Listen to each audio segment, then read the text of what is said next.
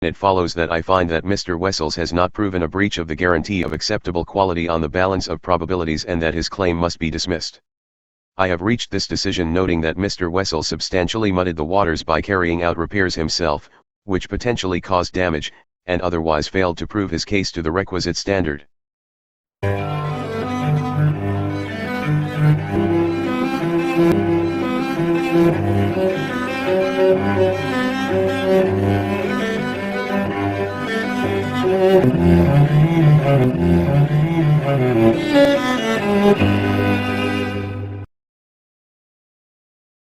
In the Motor Vehicle Disputes Tribunal, MVD 095/2024, 2024 NZ MVDT 153.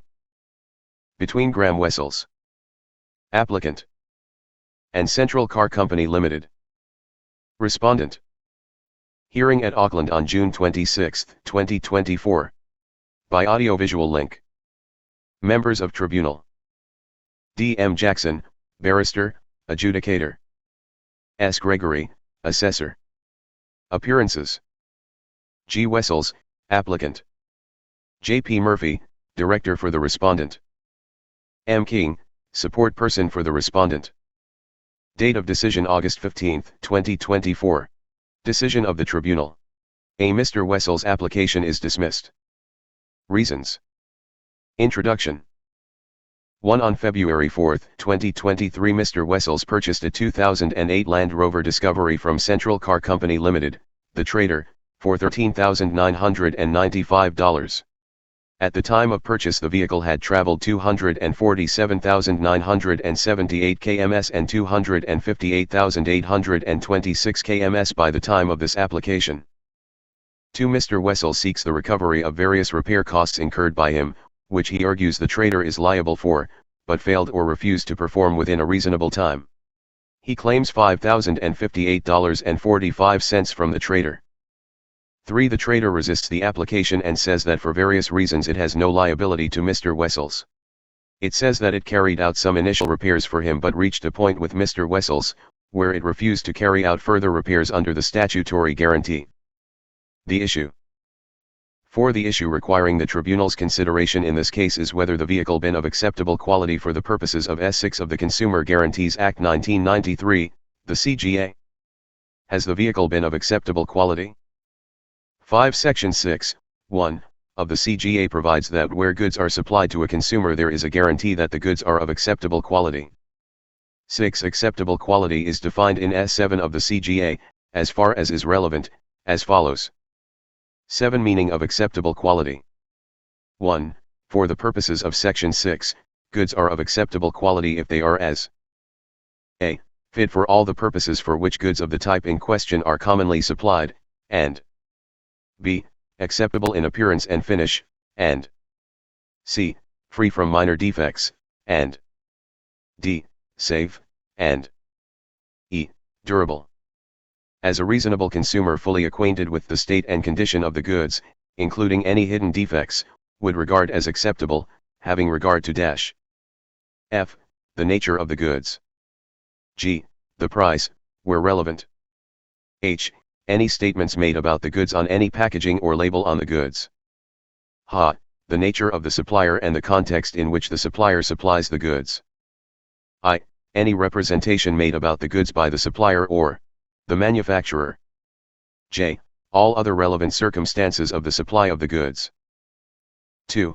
Where any defects in goods have been specifically drawn to the consumer's attention before he or she agreed to the supply, then notwithstanding that a reasonable consumer may not have regarded the goods as acceptable with those defects, the goods will not fail to comply with the guarantee as to acceptable quality by reason only of those defects. 3.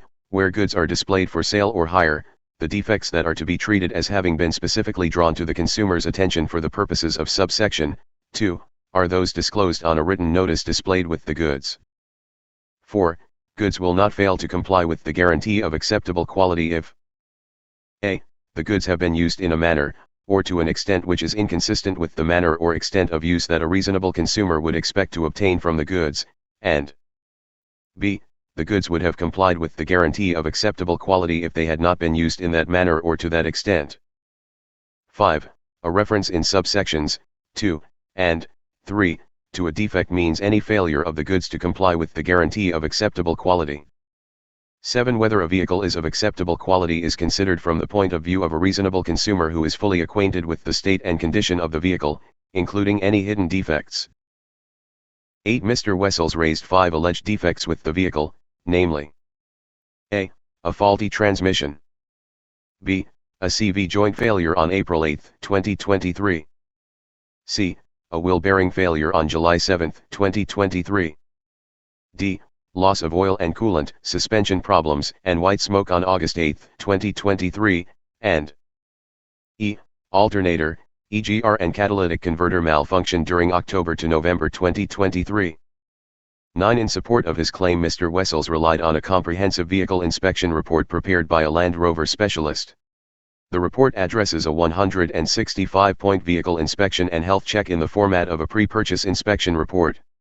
It lists various problems, some of which are not the subject of this application, and estimates the cost of repair as being $29,693.29, more than twice the cost of the vehicle. 10. Further, Mr. Wessels has carried out multiple repairs himself or through contacts.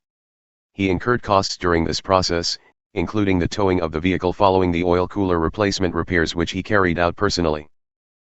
11. Mr. Wessels took the advice of a mobile mechanic who identified a problem with the alternator, which is faulty and overcharging, causing ECU issues and a misfire, which means the vehicle does not start easily and the exhaust is completely clogged.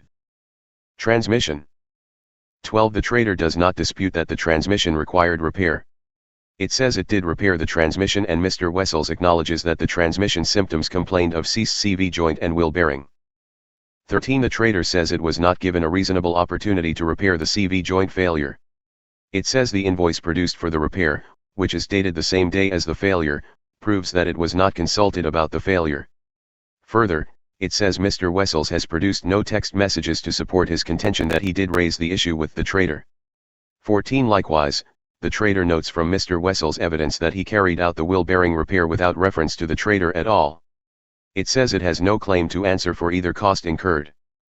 Suspension, light, leaking oil, smoke, and coolant.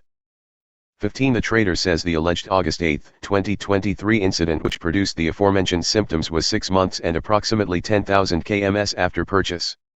Regardless, it says that it inspected the vehicle and could find no evidence of white smoke. 16. The trader notes that a diagnostic assessment dated August 21, 2023 confirms that following a pressure test, no coolant leaks were identified. 17. Further, the same diagnostic assessment suspected the rocker cover gasket and oil filter seal were responsible for the oil leak.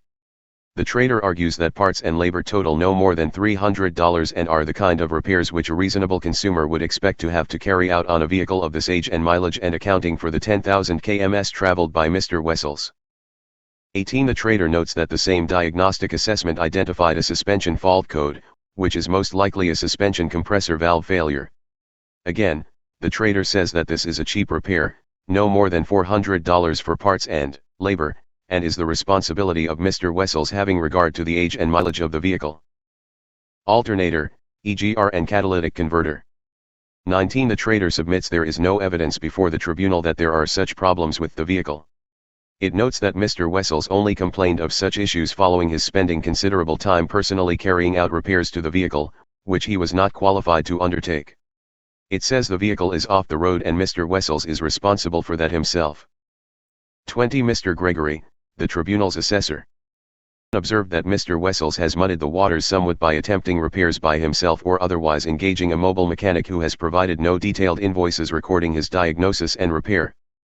21. Mr. Gregory notes that a number of the repairs were carried out without giving the trader the opportunity to inspect and repair. These include: A. The CV joint failure. The repairs appear to have been carried out the same day as the failure or the following day. B. The wheel bearing failure under load. C. The oil cooler replacement. D. All of the mobile mechanic work, whatever that entailed.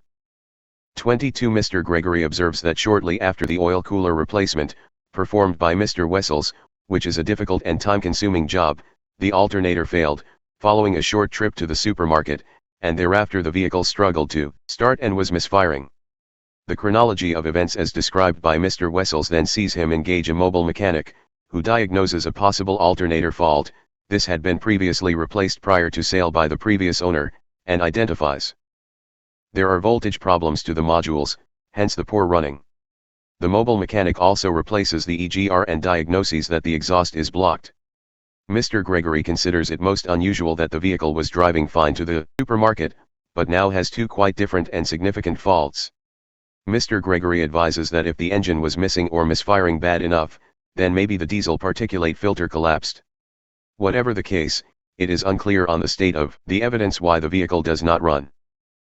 23. Mr. Gregory advises me that the intermittent white smoke on startup is likely the injectors being worn and leaking, which he opines is unsurprising on a vehicle of this age and extensive mileage. 24. Mr. Gregory advises the suspension is sagging because the compressor is leaking. He assesses the vehicle likely requires a coolant expansion tank and now maybe also a new radiator.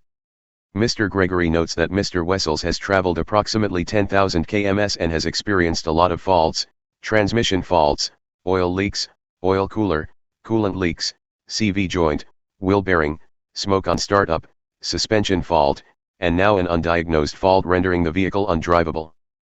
The difficulty for Mr. Wessels is that the evidence suggests that he might be the author of the current problem. This is not clear from the evidence submitted by either party. There is a lack of clear diagnosis and repair assessment. The balance of the issues are otherwise unsurprising in a 16-year-old high-mileage diesel Land Rover. 25. The purchaser of a 16-year-old European vehicle with an odometer reading of more than 250,000 km should have realistic expectations as to its quality and durability and should understand that the vehicle is likely to have pre-existing defects consistent with its age and mileage or can develop defects and require ongoing maintenance of a sometimes unplanned and expensive nature. Here, the trader has attended to the transmission amongst other issues initially. However, a reasonable purchaser would also understand that a supplier's obligations under S6 of the CGA are finite and, at some point, the risk of the vehicle developing defects must transfer from the supplier to the purchaser. The point in time at which that risk transfers is determined with reference to the factors in S7, 1, F, 2, J, of the CGA. 26. I agree with Mr. Gregory that any further issues which arose later were repaired without reference to the trader. Regardless, they are either unproven on the face of the evidence or are consistent with a European vehicle of this age and mileage. 27. It follows that I find that Mr. Wessels has not proven a breach of the guarantee of acceptable quality on the balance of probabilities and that his claim must be dismissed. I have reached this decision noting that Mr. Wessels substantially muddied the waters by carrying out repairs himself, which potentially caused damage, and otherwise failed to prove his case to the requisite standard. D. M. Jackson, Adjudicator.